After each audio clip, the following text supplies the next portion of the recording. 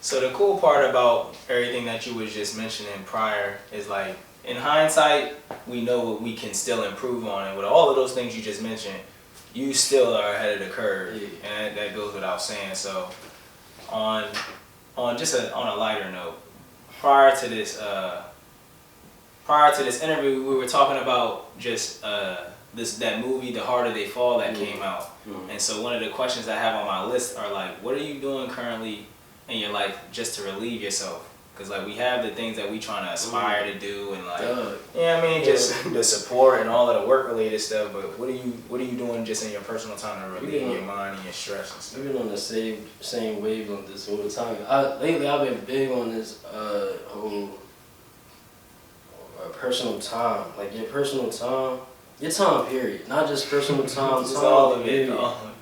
Is valuable. So whether I'm working or chilling, it's my time, and if I'm working, I want to be compensated for my time, obviously. But if I'm chilling, that's a valid reason for me not to want to do anything else. You know what I'm saying? So, whether I'm playing a game because I love video games, or watching a movie. I'm big on media, like movie, TV shows, and stuff like that.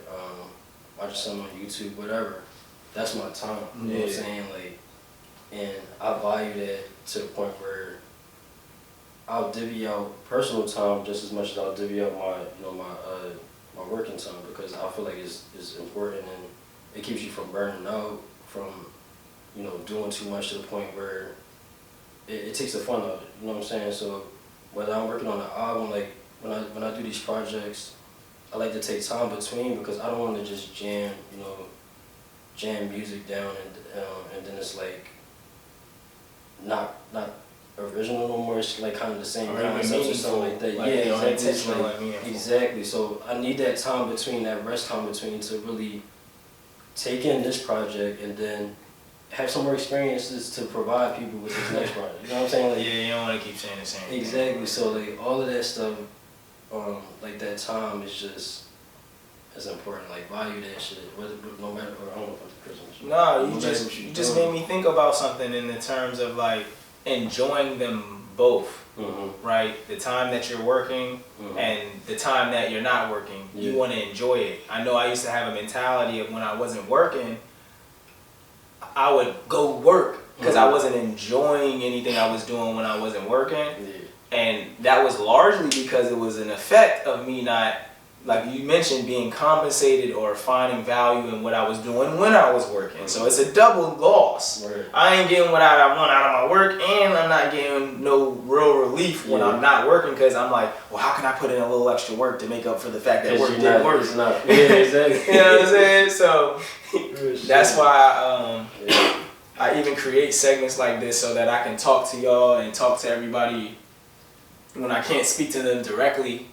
That, we know everybody going through these things. It's just a matter of connecting the dots about how we can be the resources you mentioned in one another's network, so that we can start creating more meaningful and intentional projects, music, collaborations, all of that stuff. Exactly. So currently, I always ask people, but I like to switch up the way that I word it.